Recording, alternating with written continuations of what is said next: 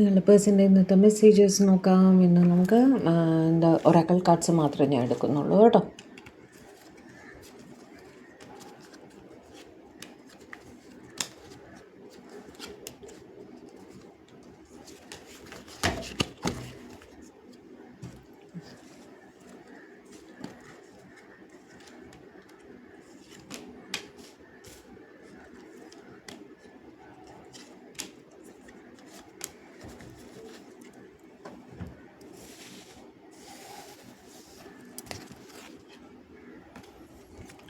I cry at night. നിങ്ങളുടെ person രാത്രിയിൽ കരയാറുണ്ട് എന്ന് പറയുകയാണ്. ഓവർവെൽംഡായിട്ട് അവർക്ക് സങ്കടം വരാറുണ്ടെന്ന്.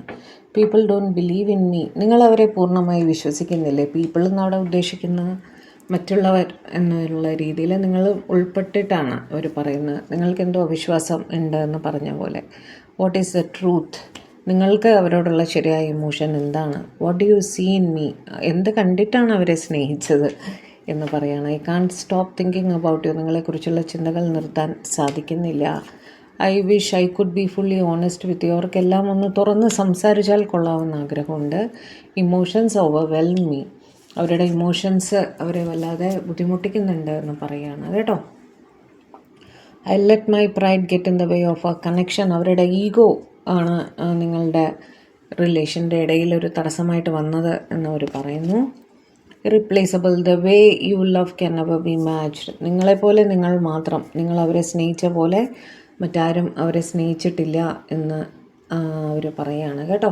By lying I ripped us apart. അവർ എന്താ പറയുക, ഒന്നുകിൽ നിങ്ങൾക്ക് വിഷമമുണ്ടാക്കുന്ന രീതിയിൽ എന്തോ പെരുമാറിയിട്ടുണ്ട്, അല്ലെങ്കിൽ അവർ മുഴുവൻ സത്യങ്ങൾ നിങ്ങളുടെ അടുത്ത് തുറന്ന് പറഞ്ഞിട്ടില്ല, അവരുടെ സ്നേഹം വെളിപ്പെടുത്തി കാണില്ല.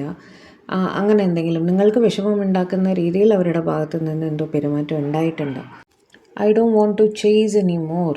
അവർക്ക് പുറകെ ഓടി തളർന്നു എന്നവർ പറയുകയാണ്. ഇവിടെ നിങ്ങൾ പിണങ്ങി ഇരിക്കണം, വിട്ടു നിൽക്കുകയായിരിക്കണം. അപ്പോൾ അവർ പറയുന്നത് അവർക്ക് ഇനി പുറകെ ഓടാൻ വയ്യാൻ നിങ്ങൾ തീരുമാനമെടുത്ത് മുന്നോട്ട് വരൂ എന്നാണ് അവർ പറയുന്നത് കേട്ടോ.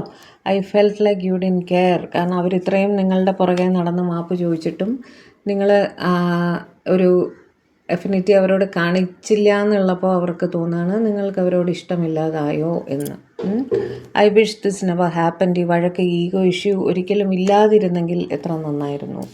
I want to call you and hear your voice. എന്തായാലും നിങ്ങളെ വിളിച്ച് സംസാരിച്ച് നിങ്ങളുടെ ശബ്ദം കേൾക്കണം എന്നവർ ആഗ്രഹിക്കുന്നു.